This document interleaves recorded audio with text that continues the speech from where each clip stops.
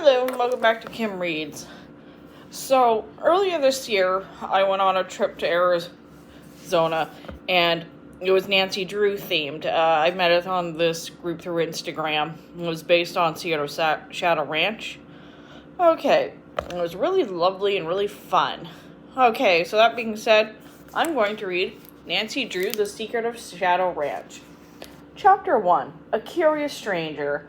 Here I am, girls, exclaimed Nancy Drew as she hugged her two best friends, all set for an exciting vacation at Shadow Ranch.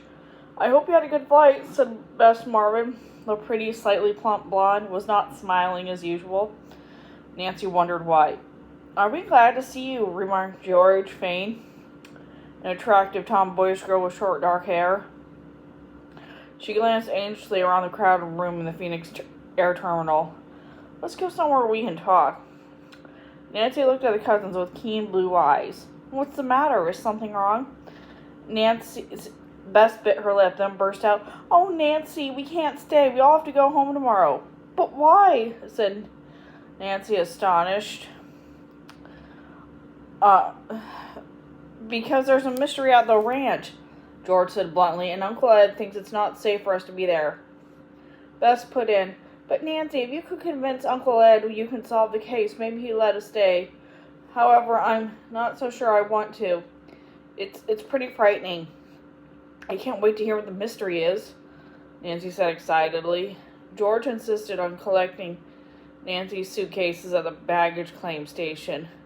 But save the mystery until I come back, George said and hastened off. Bess led Nancy toward an attractive sandwich shop in the air terminal. On the way, admiring glances were cast at the two girls. Tighten-haired Nancy was a trim figure in her olive green knit with matching shoes. Beige accessories and knitting bag completed her costume. Bess wore pale blue cotton, which showed off her deep sun tan to advantage. While they walked, Bess explained that her uncle had decided at breakfast to send the girls home. At his insistence, George had made reservations for a flight the next day. We told him what a wonderful detective you are and begged him to let us stay to try to solve the mystery. He said it was too dangerous for a girl. George phoned you, but you already left. Bess sighed. It's a shame. We could have had a super vacation. Hopping on a flight only to go back the next day. Oh man, that would suck. The three girls had grown up together in Ritter Heights and had shared many exciting adventures.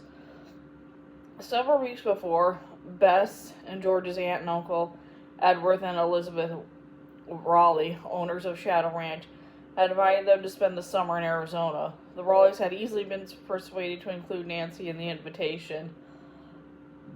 Nancy's father, Carson Drew, a famous lawyer, had given his consent for the trip, but asked his daughter to delay her departure for a week in order to do some work for him.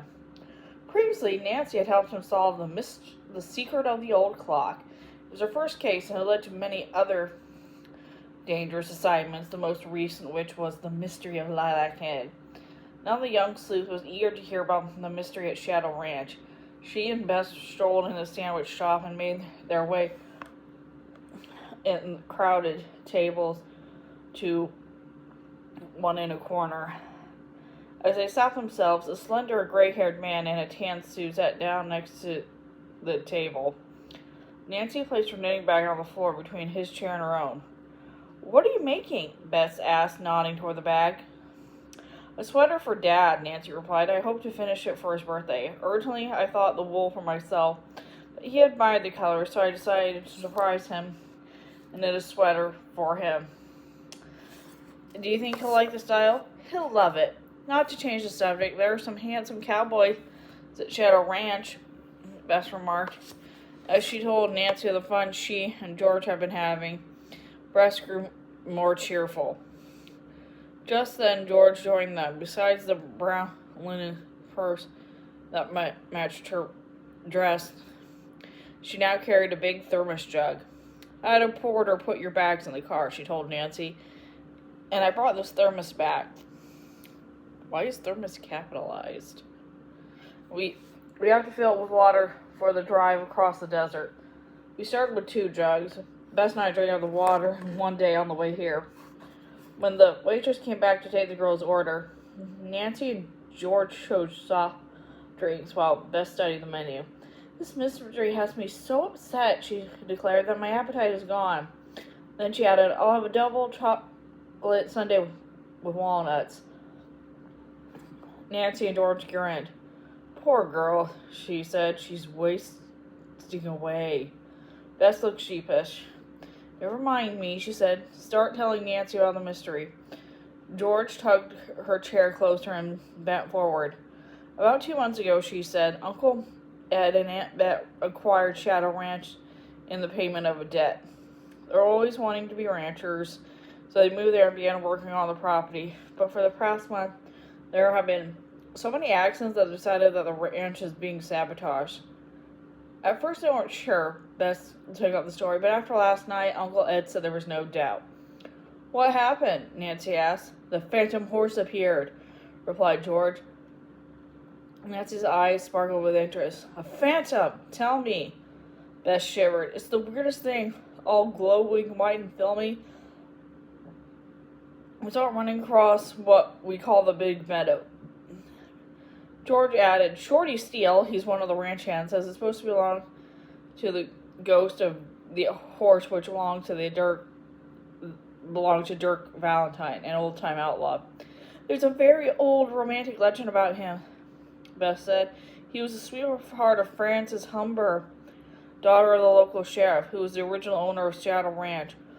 One night when Dirk Valentine came to see Frances, the sheriff shot and killed him. As he lay dying, the desperado put a curse on the Humber property, vowing that his horse would haunt Shadow Ranch, and whenever it appeared, destruction would follow. The curse came true, George said grimly. This morning, Uncle Ed found one of his windmills had been pulled down. Nancy looked thoughtful. Did the phantom horse make any sound? No, replied George, but just before it appeared, we heard this weird whistle. The rancher said the outlaw always called his horse this way. The phantom horse must be a trick, of course, said Nancy. It sounds as if someone's trying to scare your aunt and uncle off their property. As she spoke, Nancy became aware that the man in the next table was listening intently to the conversation. But why? Bess broke off as she felt Nancy's foot nudge her table. George caught Nancy's warning glance and also understood. Just then the waitress brought their order and the girls chatted lightly of other subjects. When they finished and their check had come, Nancy asked for her knitting bag and gave a cry of alarm. What's the matter? Bess asked. My bag! I can't find it! George exclaimed. I bet that man who sat next to us took it. He's gone too. The 3 girls jumped up and looked around, but the man was not in sight. George hurried outside to see if she was with him. Nancy, meanwhile, looked at the floor nearby. Under the far side of the man's table lay the knitting bag. Nancy retrieved it. See if anything's missing, Bess advised. Maybe your wallet's gone. Nancy made a search, but as far as she could, the original contents were intact. However, the arrangement seemed to be different. Had the man been snooping? And if so, why? Bess paid the check, and the girls walked to the door. They met George coming in. Didn't see him anywhere, she said. Guess he drove off. The thief, Nancy. George stopped short. Nancy, you have your bag. Nancy grinned. Thanks for your old help anyway. I still don't like the old eavesdropper, George declared. As the girls walked through the terminal, Nancy stopped at a row of telephone booths. Wait a minute, she said. I promised to call home and let Hannah know I arrived here. Bess volunteered to fill the thermos jug while Nancy phoned. Give my love to Hannah, she said. She called as she hurried off. Mine too, said George, and Nancy entered the phone booth. Mrs. Hannah Gruen was the Drews' warm-hearted housekeeper who had looked after Nancy since her mother's death when she was 3. She and Nancy held a deep affection for each other. Soon Hannah's cheerful voice came over the wire. Don't worry about anything here, Nancy, she said. Just enjoy yourself. By the time Nancy hung up, Bess had returned. I didn't tell Hannah I might be right home, Nancy reported.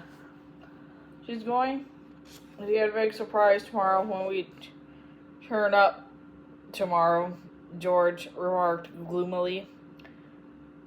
Nancy smiled. Not if I could spray to your uncle to change his mind. As the girls stopped from the cooling building this afternoon sun was dazzling. Waves of heat shimmered over the parked cars. George led the way past several lines of cars, then turned into a row and walked toward an old ranch wagon. As the girls grew closer, they exclaimed in surprise. A man was dropping something through the open window of the car. He was the eavesdropper who had been assigned them. What are you doing? George called out. The stranger glanced up, startled, and then darted away from the cars.